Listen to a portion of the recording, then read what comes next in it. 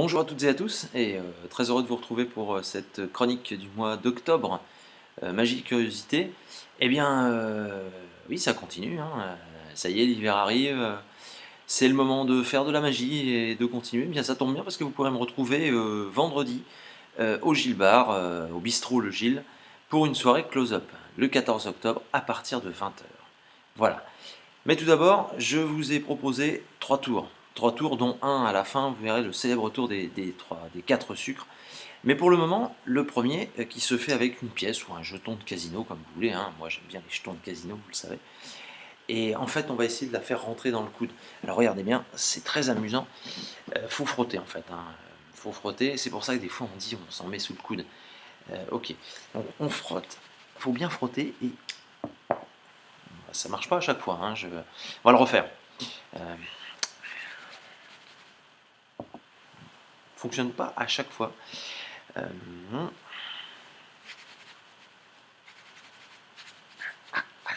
Là par contre, là ça marche. Voilà. Bluffant, non? Explication. La pièce dans le coude. Oui, en fait, elle termine dans mon col de chemise. En fait, je vous explique. Il va falloir faire un faux dépôt, d'accord? Euh, Toujours en 3 temps. Premier temps, vous prenez la pièce, vous la mettez dans cette main-là, vous la mettez vraiment dans la main, d'accord? Et cette main-là, la main droite, vient s'appuyer comme ceci pour remonter son coude derrière la tête, et on vient frotter la pièce et on la laisse tomber. Premier coup, ça ne marche pas. On refait le deuxième coup, même chose, ça ne fonctionne toujours pas. Et là, au troisième coup, vous allez effectuer donc le faux dépôt. Je m'explique. Les doigts, voyez, la pièce est placée ici, juste à l'empalmage des doigts. Quand les doigts vont se refermer, ils vont retenir la pièce. Ce qui fait que vous refaites le même mouvement et la pièce reste ici, d'accord? Elle passe là. Vous venez la déposer dans votre col de chemise. Pendant ce temps-là, vous frottez ici. La main revient, vide, bien sûr. Vous frottez et la pièce disparaît. Vous vous retrouvez avec une pièce dans le col de chemise. Mais bon, c'est pas très grave non plus. Voilà. La transposition de carte. Hein. Tour très très magique. Simple. Avec juste avec 2 cartes. Ici on a comment? Un roi de pique et puis ici un 4 de carreau. Ok. Très simple. Regardez bien, ça va se passer avec un petit foulard et sur le tapis, juste ici. Voilà. Il faut voir le tapis et le petit foulard. Alors vous posez les 2 cartes sur le tapis comme ceci. Vous prenez votre foulard et vous proposez à votre spectateur de se concentrer sur les 2 cartes, d'accord? Vous dites, ok, j'ai le 4 de carreau d'un côté et le roi de pique de l'autre. Vous dites, tiens, je prends une carte, je la mets dans ma poche, et tu vas essayer de deviner quelle est la carte qui est sous le foulard.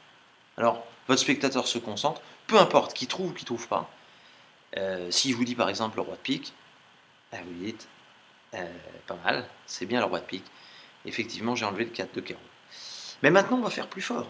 On va faire plus fort parce que pour l'instant, c'était juste un tour de divination pour toi. Moi, regarde bien. Comme je suis magicien, je pose juste comme ceci le foulard sur le roi de pique. Hein, on est bien d'accord. Je vais dessous.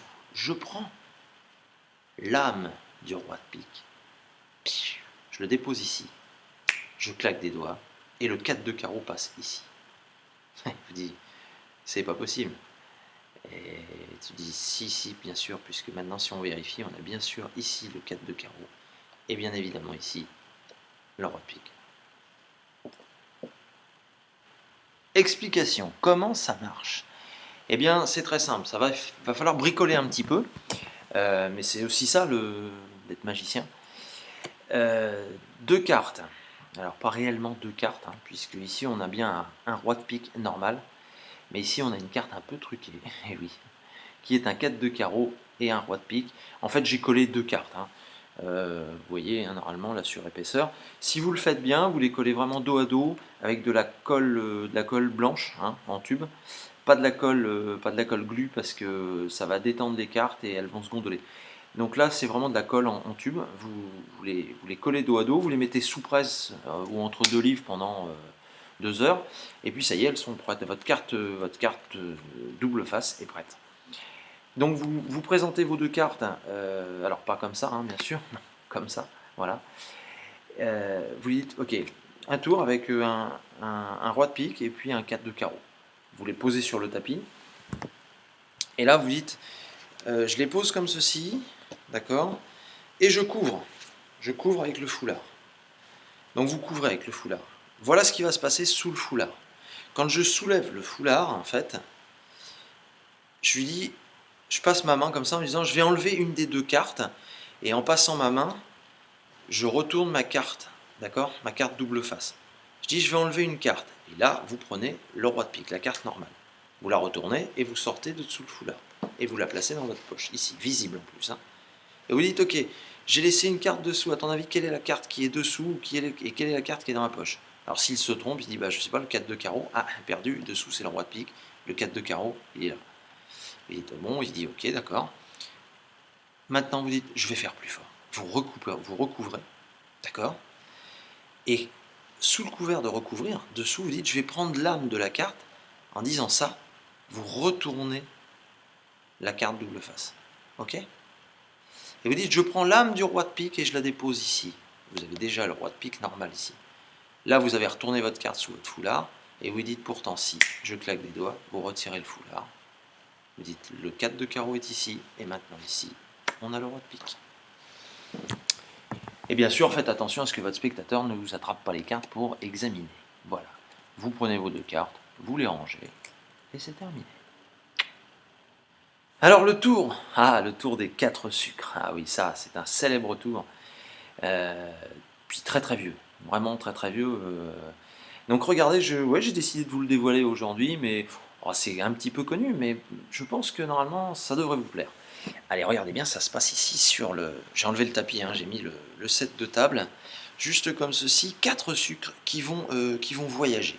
Juste en passant les mains au-dessus comme ceci, on peut faire voyager les sucres à vue. Ah, et oui, mesdames et messieurs, le célèbre tour des 4 sucres.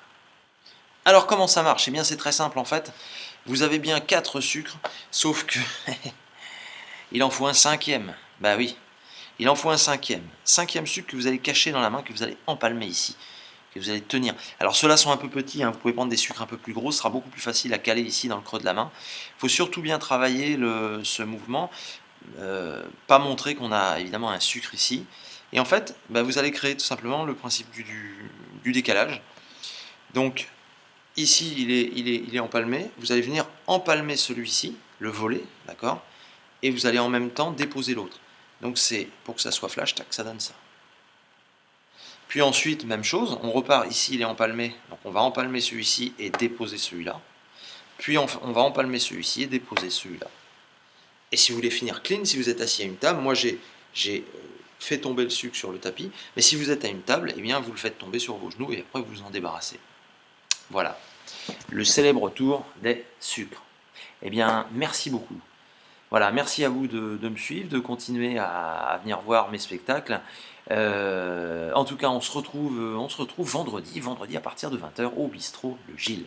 En attendant, bonne magie et surtout travaillez bien les tours avant de les présenter. Ça, c'est très important. D'accord?